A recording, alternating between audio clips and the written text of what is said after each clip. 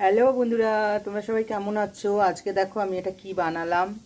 এটা হলো ফুলকপি পাতা। ওটাকে আজকে আমি দেখো বাটা করে তারপরে এটা বানিয়ে নিলাম। এটার মধ্যে দিয়ে দিয়েছি একটু আদা, দিয়েছি একটু রসুন, পেঁয়াজ কুচো, কালো জিরে, আর দিয়েছি কাঁচা লঙ্কা, একটা শুকনো লঙ্কা দিয়ে শুকনো খোলায় এটা ভেজে নিয়েছি। ভেজে নিয়ে তারপরে মিক্সিতে দিয়ে দিয়েছি, একটু ঠান্ডা হয়েছে, তার মধ্যে পাতাগুলো দিয়ে দিয়েছি কাঁচা, ওর মধ্যে একটু নুন চিনি সব দিয়ে দিয়েছি পরিমাণ মতো, দিয়ে পেস্ট করে নিয়েছি।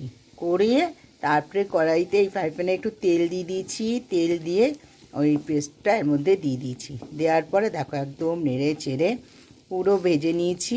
খুব সুন্দর, এটা গরম ভাতে খেতে দারুণ লাগবে। তোমরা এটা করে দেখবে আর খেয়ে আমায় কমেন্ট করে জানাবে কেমন হয়েছে।